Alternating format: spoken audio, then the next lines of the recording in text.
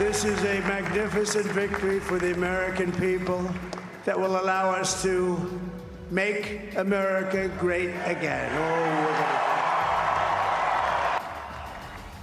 Coming up, from former president to president-elect, what's next after Donald Trump's decisive victory? Plus, while I concede this election, I do not concede the fight that fueled this campaign. Democrats pick up the pieces, what Tuesday's losses will mean on Capitol Hill and here at home in Illinois. And later, Chicago's first school board elections end with mixed results. What's ahead when the hybrid board gets to work in January?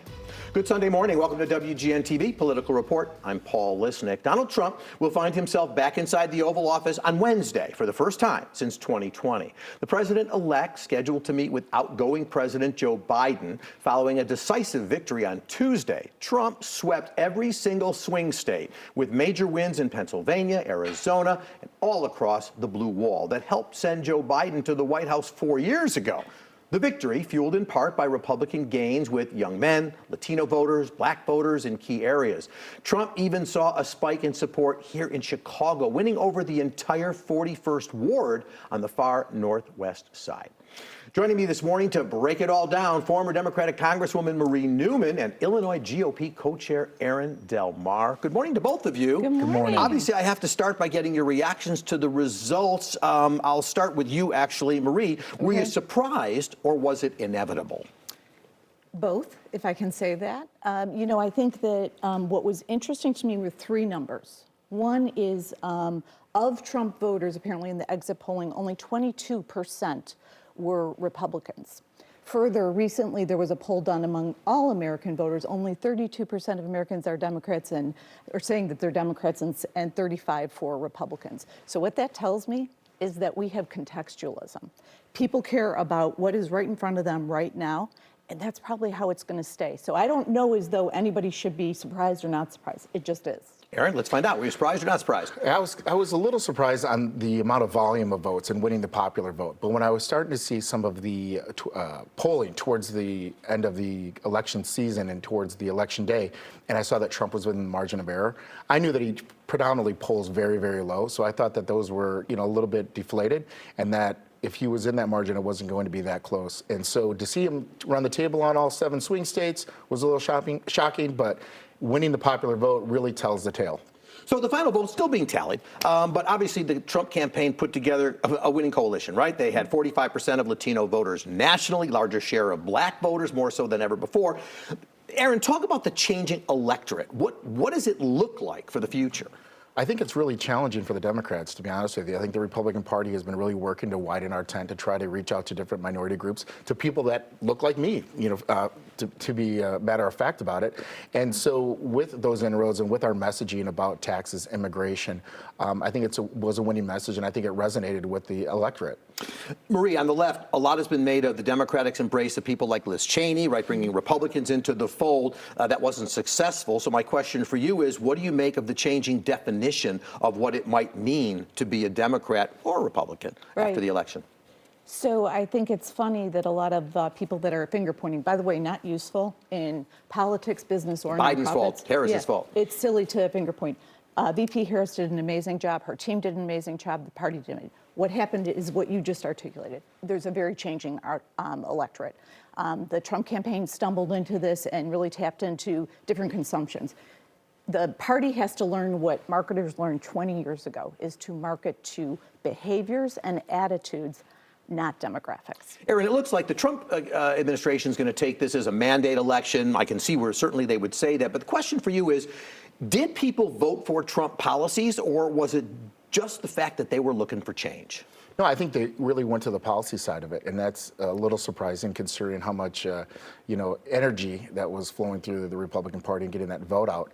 I think that right now, what I'm trying to counsel our people is to, take a breath. 48% of Americans are unhappy. We need to be able to give them a little bit of grace. And I think that if we can take a measured response and when we're governing, I think that we'll try to get more of the people on the opposite side that are very apprehensive and have high anxiety right now on our side, and maybe do a better job of uniting our country. That's the hope that we have on the Republican side. And Marie, some have expressed concern that in a second term, Trump, who first time around brought in lots of experienced people because he hadn't been president before. Now the thought is the guardrails will be off. He will surround himself with yes men and women. But then he appoints Susie Wiles, his campaign co-chair, as his chief of staff. And she, of course, I think her LinkedIn page says she can breed, regularity from chaos, something to that effect. Right. My question is, does that give Democrats hope that maybe he will actually, as chief of staff with her, bring that sense of normalcy, because she will control, she'll be the gatekeeper. Yeah, and I have great hope for that, right? I have great hope for the country. And look, Democrats want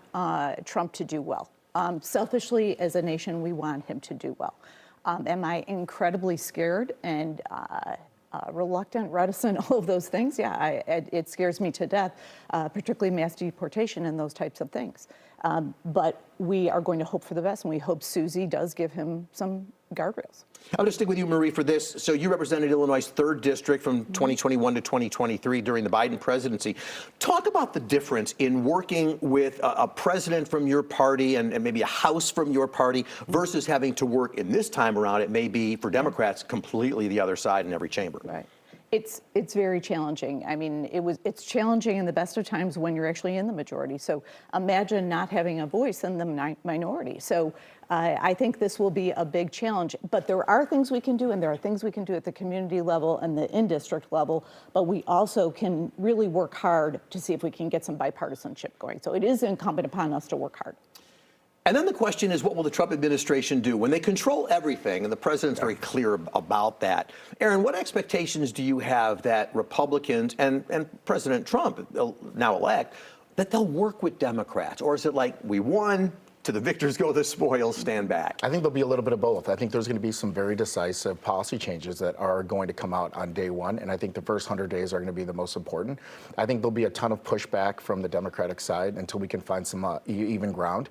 I mean, we thought that the election was polarizing. We're more polarized now than we were before the election. And I think so. If you look at the political rhetoric on both sides, the Democrats really made President Trump out to be the boogeyman, and it's going to be horrible, and it's Chicken Little, the sky is going to be falling. So that's normal to understand now why everybody has this high level of anxiety and is concerned and scared. The Republicans have very strong expectations, right? They're going to want to see immediate change. I think what has to happen is that the Democrats have to realize that the American people spoke both in the popular vote and the Electoral College, and the Republicans have to understand they needed to have a measured response in their governing if they want to get any Democrats on board.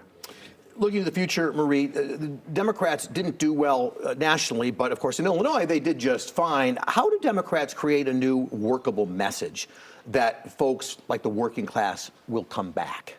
I'm a former management consultant. Best practices are very important in the world. So one thing that Trump did well, even though I don't agree with him on basically anything, but he said, this is the problem, I will fix it, and this is the $5 word I'm going to tell you that I will fix it with.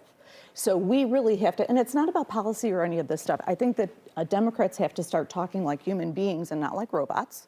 And then secondly, we have to say that the price of eggs and bread are too high. I am going to bring prices down, and I'm going to do it by this date. And be really clear. Aaron, Trump did gain support in Illinois, but that didn't trickle down to the congressional races and certainly not the state races. What do Republicans in Illinois have to do to gain some ground? Well, I disagree with you on the fact that you think that the Democrats did really well here in Illinois. We cut the margin down on Donald Trump's vote, on the Democratic vote on the presidential side. But they maintained supermajorities in the House. But they gerrymandered the seats to begin with. And if you notice, they spent millions and millions of dollars trying to pick up House seats, and they didn't pick up any. We held the line with our 40 seats. So yeah, we didn't get any gain, but we were outnumbered 100 to 1 on the dollar spent. We held all of our seats. We're holding them, all over Illinois, Central Illinois, Champaign, up in Barrington, all those races. So for us, we consider that to be a win. Spoken like a true co-chair of the GOP party. Thank you both for being with me. I appreciate you. Still to come this half hour on WGN-TV Political Report. Change is coming to the office of Cook County's top prosecutor, and how will Chicago's first elected school board members deal with ongoing issues at CPS? More on who came out victorious on Tuesday, but first. To anyone who intends to come take away the freedom and opportunity and dignity of Illinoisans, you come for my people, you come through me. How will a second Trump presidency impact Illinois? Congressman Mike Quigley joins me to talk about the road ahead right when we come back. Stay with us.